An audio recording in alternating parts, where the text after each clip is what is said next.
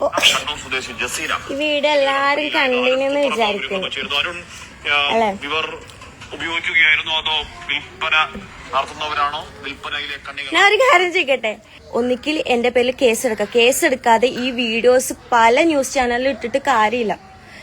പിന്നെ എന്താ വെച്ചാൽ സർക്കാർ ഇങ്ങനത്തെ കൈക്കൂലൊക്കെ വാങ്ങിച്ചിട്ട് നിൽക്കുന്ന ആൾക്കാർക്ക് എന്തിനാ സർക്കാർ ജോലി കൊടുക്കുന്നൊന്നും അതൊന്നും എനിക്കറിയില്ല. ഞാൻ എന്റെ വീട്ടിൽ തന്നെ ഉള്ളത്, അല്ല പോലീസുകാരും പിടിച്ചിട്ടില്ല, ഒന്നും പിടിച്ചിട്ടില്ല. പിന്നെ ആ ഫോട്ടോ വന്നത് അവര് കരുതിക്കൂട്ടി ഒറ്റ കൊടുത്തിട്ട് ഇട്ടതാണെന്നും കൈക്കൂലി കൊടുത്തിട്ട് അത് ഇടിപ്പിച്ചതാണെന്നും പല ന്യൂസ് ചാനലിൽ വന്നത് നല്ല കണ്ടിട്ടുണ്ട്.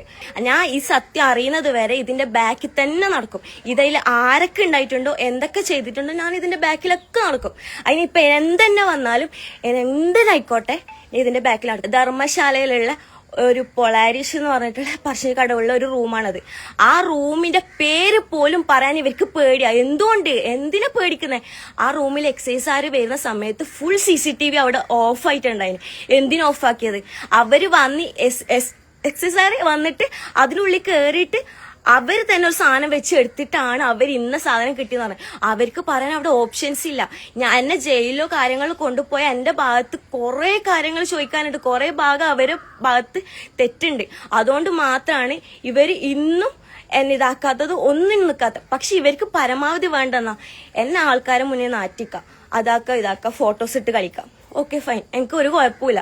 അവരെത്രത്തോളം കളിക്കുന്നു അത്രത്തോളം എനിക്ക് ഒരു കുഴപ്പമില്ല. എന്റെ ഭാഗത്ത് മിസ്റ്റേക്ക് ഇല്ലെങ്കിൽ ഞാൻ പേടിക്കേണ്ട ആവശ്യമില്ല.